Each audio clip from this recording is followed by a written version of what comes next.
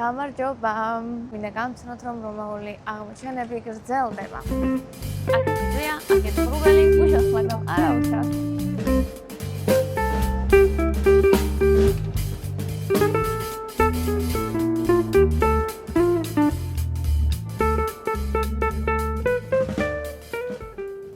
ამ ქალაქში რამდენი დროც არ უნდა გქონდეს, რა დროც არ უნდა გაატარო, ვერასდროს ვერ ამოწურავ იმდენი რამეა სანახავი და მართალია, რასაც ამბობენ, რომ ამოუწურავია და ღია ცის ქვეშ მუზეუმიაო. გარდა იმ ადგილებისა, სადაც ბილეთების ყიდვა გჭირდება, რომ შეხვიდე და დაათვალიერო, ძალიან ბევრი ადგილია, სადაც სრულიად უფასოდ შეიძლება ნახოს საოცრებები. ეზიარო ხელოვნებას, ნახო ქანდაკებები, ფასადები, ინტერიერი, მოხატული კედლები, რა ვიცი, ფრესკები და ყველაფერი. ზუსტად მაგას ვაპირებ დღეს. სამ საოცარ ადგილს უნდა ვესტუმრო, სრულიად უფასოდ და ვნახო სამი ძალიან მნიშვნელოვანი და პოპულარული იტალიელი ხელოვანის ნამუშევრები. ახლა რესპუბლიკის მეტროდან ამოვედი და აქეთ არის რესპუბლიკის მოედანი და ხელმარცხნივ გამოვუყევი გზას და მივდივარ სან ბერნარდოს მოედნისკენ. მოიღრუბლა. მაგრამ იმის ფონზე რომ გუშინ და გუშინ წინ წვიმ და მოღრუბლობას არ დავეწები, თავარია თავზე არ დამაწვიმოს.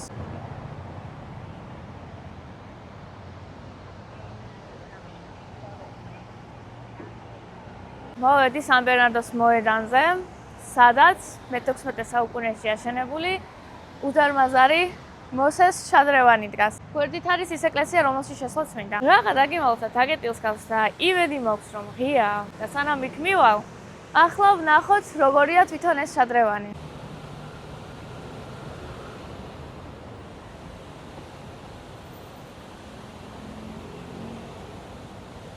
და მზემაც გამოანათა, მადლობა. გარდა იმისა, რომ ასეთი დიდი და ლამაზია ეს შადრევანი, ძალიან საინტერესო ისტორიაც აქვს. სხვადასხვა რომის პაპთან არის დაკავშირებული მისი არსება, იმიტომ რომ რომის პაპის ბრძანებით შეიქმნა. და მოკლედ ეს შადრევანი აღნიშნავდა აღდგენილი რომაული აკვედოტის აკოფელიჩეს დასრულებას. ეს აკვედოტი არის წყლის არხების სისტემა, რომლითაც შორიდან ქალაქში შემოყავდათ წყალი. და ძველ რომში კი ბევრი იყო ასეთი სისტემა, მაგრამ შუა საუკუნეებში ბევრი მათგანი დაზიანდა და რომის ზოგ უბანს სუფთა წყალი აღარ ჰქონდა. ხო და მოკლედ ახალი წყალმომარაგების სისტემის ბოლო დასასრული წერტილი იყო ეს შადრევანი. ასე საინტერესოდ გადაწყვიტეს, რომ ჩვენი ხედი დაეფარათ, მაგრამ ჩვენ ვერაფერი შევაჩერებს. მადლობა, grazie molto gentile. ჩვენ მაინც გავაგზავნოთ ჩვენი ამბები. შადრევანს ასეთი სამი თაღიანი ტრიუმფალური თაღის ფორმა აქვს. გვერდითა ფრაგმენტები ბიბლიურ სცენებს ასახავს და ცენტრში გამოსახულია მოსე.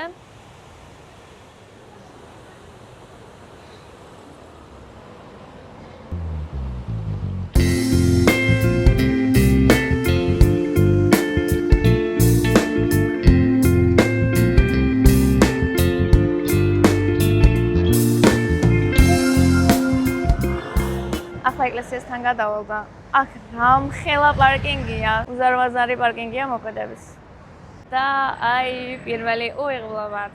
ეკლესიასთან კი გადმოვედი, მაგრამ 12-მდე იყო ღია და მერე იღება 4-დან. ახლა კიდე პირველი საათია, მთელი 3 საათი თავცდი.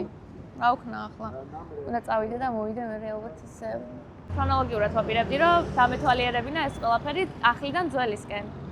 იმიტომ რომ ბოლოს რის ნახვაც მინდა ჩემი ძმის სამსახურთან არის ახლოს და შევუვლით ხო ვიფიქრე. და ახლა უნდა წავიდე და მერე ისევ მოვიდე.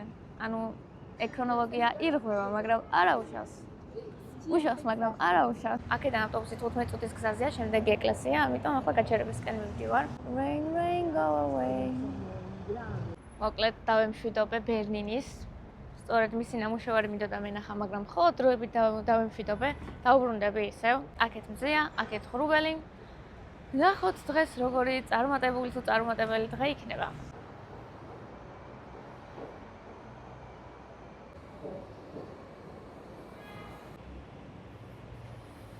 ნაუნას მოედნის უკან არის ვია დე ლა პაჩე, ანუ მშვიდობის ქუჩა და აქ არის სანტა მარია დე ლა პაჩეს ეკლესია და ზუსტად აქ უნდა შევიდე ახლა და ვნახო რაფაელის მოხატული კედელი. ახლა გადავდივარ რენესანსში. იმ ეპოქაში, რომელსაც მიქელანჯელო და ლეონარდო და ვინჩიც მიეკუთვნებიან. ამ ეპოქას უფრო ჰარმონია და სიმშვიდე ახასიათებს და ვნახოთ ახლა შიგნით რა დაგვხდება.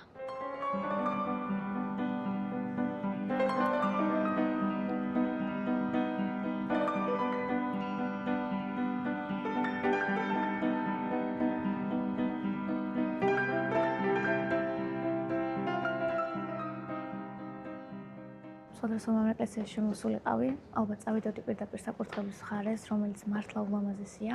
დავათვალიერებდი, მივიხედავდი და შეიძლებოდა ისე გავსულიყავი, რომ არ მცოდნოდა, რომ შემოხვალთ ვარ ეკლესიაში.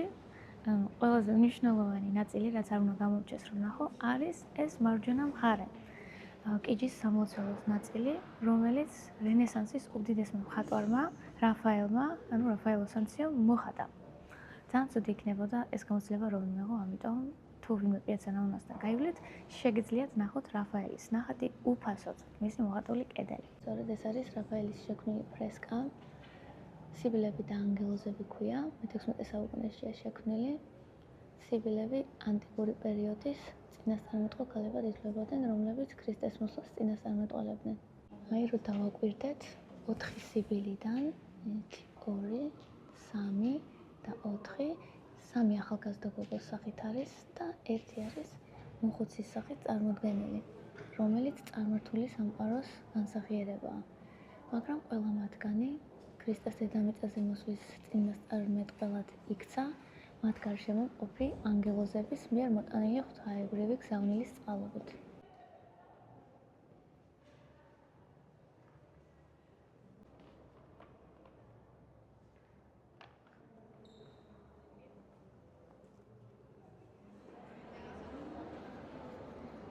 მოვედი შემდეგი დანიშნულების ადგილზეც, ეს არის Chiesa di San Luigi dei Francesi.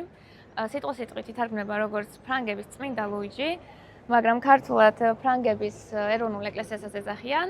ასე იმიტომ ქვია, რომ საფრანგეთის სამეფოს ფინანსური მხარდაჭერით აშენდა. ყველაზე მნიშვნელოვანი ამბავი ახლა აქ არის ის, რომ აქ დაცულია 3 ნამუშევარი ისეთი გრანდიოზული ხელოვანის, რომელიც უდიდესი ფიგურაა იტალიურ ხელოვნებაში და ჩემი ფავორიტი მხატვარიც არის.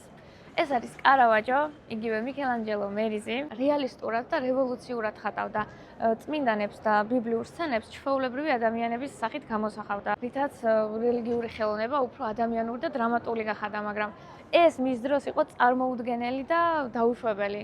პრობლემებიც შექმნია ამის გამო და ნამუშევრის ხელახლა შექმნას დაჭიროებია. შევიდეთ ახლა და ვიხილოთ ეს გენიალური ნამუშევრები.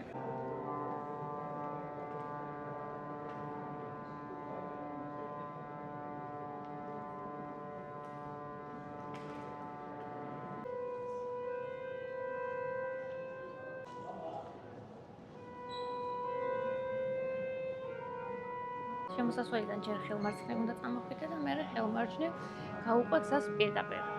რეალურად ხალხის სიმრავლითაც მიხვდებით, ეს არის კარავაჯოს ნამუშევრები. ეს არის კარავაჯოს ნათესმოწოდება. პერსონაჟების ორი ჯგუფია ამ ნახატზე, რომლებიც ჩაცმულობით განსხვავდებიან. მარცხნივ წმინდა მათეს გარშემო მყოფი ადამიანები კარავაჯოს თანამედროვეების გავსად არიან ჩაცმულები, მაგრამ მარჯვნივ ქრისტე და წმინდა პეტრე ისე არიან ჩაცმული, როგორც შეიძლებოდა იმ დროს ყოფილიყვნენ. ანუ სცენა ისტორიული დროის მიღმა ვითარდება იმისთვის, რომ მნახველმა ეს სახარებისეული ისტორია უკეთ აღიქვას. აი ეს ნაწილია საინტერესო, ეს ხელი მიქელანჯელოს ადამიანს და ხელს მახსენებს, სწორედ ეს გაშლილი ხელი აკავშირებს მათ შორის არსებულ სიცარიელეს, ადამიანურსა და ღვთაებრივს. კარგად ჩანს კარავაჯოს სტილიც, ძლიერ სინათლე-სიბნელის კონტრასტს იყენებდა, რაც მის ნამუშევრებს დრამატულ და ემოციურ ეფექტს აძლევდა. ამას იტალიურად chiaroscuro ქვია. ეს არის წმინდა მათე და ანგელოზი, ნახატზე გამოსახულია წმინდა მათე, რომელიც სახარებას წერს და მის გვერდით დგას ანგელოზი, რომელიც მას ღვთაებრივ შთაგონებას აძლევს. აქაც კარგად ჩანს სინათლე-სიბნელის კონტრასტი. წმინდა მათე გამოსახულია როგორც უბრალო ადამიანი, რაც კარავაჯოს რეალისტურ სტილს უსვამს ხაზს. ეს არის შეცვლილი ვერსია. ამ ნახატის თავდაპირველ ორიგინალ ვერსიაში კარავაჯომ წმინდა მათე გამოსახა როგორც ნამდვილი ღარიბი გლეხი, რომელსაც მუშაობისგან ჭუჭყენი ფეხის გულები ჰქონდა, რაც ეკლესიისთვის კრეხელობა იყო და დაგმეს ნახატის ორიგინალი ვერსია, რომელიც სამწუხაროდ მოგვიანებით გერმანიაში აღმოჩნდა და განადგურდა მეორე მსოფლიო ომის დროს. ამ მესამე ნახატზე ასახულია წმინდა მათეს მკვლელობა. ქრისტიანული გამოცემის მიხედვით მათე მაშინ მოკლეს, როდესაც იგი მსახურებას ასრულებდა საკურთხეველთან. ნახატის ცენტრში არის ნახევრად ჯიშველი და ენერგიული მკვლელი, რომელიც წმინდას თავს ესმის. ქვემოთ მიწაზე დაცემული წმინდანი არის მათე, რომელიც სიკვდილის წინ ანგელოზისკენ იწევს. ზემოთ არის ანგელოზი, რომელიც პალმის რტოს აწვდის, რაც ეციური ჯილდოს სიმბოლოა. ერთი საინტერესო დეტალია ნახატზე, აი აქ მარცხენა მხარეს ჩანს კაცი, რომელიც თავის სცენისკენ იყურება. თვლიან, რომ ეს კარავაჯოს ავტოპორტრეტია, რომელიც თავად არის ამ ძალადობის მოწმე.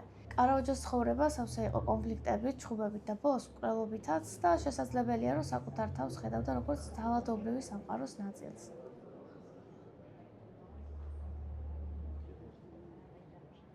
მოკლედ საოცარი სანახავია ყველა დეტალი ნახატში. თავი რაც კამერით ვერ გადავიღე ის სინათლის და სიბნელის კონტრასტი, აი საოცარია. ჯერ განათება. ნახატს რაც რო დიდხანს უყურებს, თავისუფლება გრჩება, რომ სინათლე გარედან არისარეკლილი და შედის, ანუ ნახატს ეფინება, მაგრამ სინამდვილეში თვითონ ნახატშია ფანჯრიდან შესული ისეთი სინათლე, არ ვიცი, საოცარია. ამ ადამიანმა ხო ევროპულ ფერწერაზე დიდი გავლენა მოახდინა. თვითონ ბაროკოს სტილზეც დიდი გავლენა მოახდინა და არ ვიცი, მოკლედ ჩემში ყოველთვის საოცარ აღტაცებას იწვევს.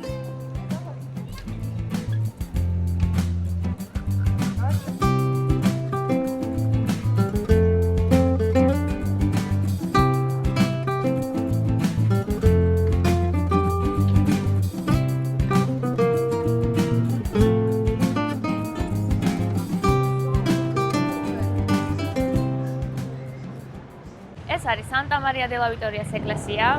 ბაროკოს ინტერიერის ყველაზე მდიდრული განსახიერება ყოფილა და მიუხედავად იმისა, რომ გარედან ჩვეულებრივი ფასადი აქვს, შიგნით თურმე საოცრება ხდება და ნახოთ ერთი აქ.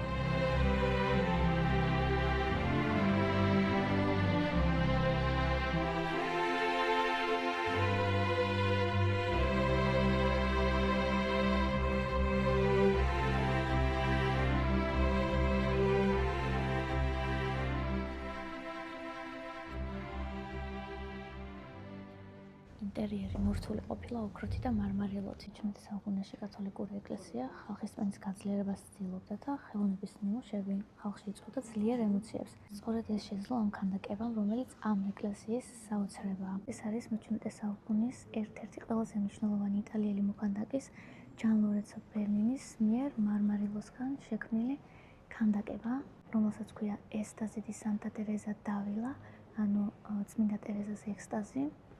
ეს ქანდაკება თურმე ბაროკოს ხელოვნების მწვერვალად ითვლება. ის ასახავს წმინდა ტერეზას მისტიურ ხილვას. მისი ბიოგრაფიის მიხედვით ეს ის მომენტია, როცა ანგელოზმა ოქროს ისრით გაუხრიტა გული, რამაც თან უდიდესი სულიერი სიყვარული და თან ღრმა ტკივილი მიანიჭა.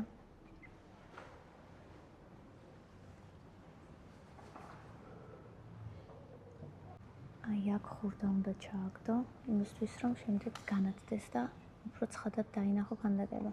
ახლა ჩამქრალია, აქ ხურდას ჩაყრის ეს კალი და აინთო განათდა.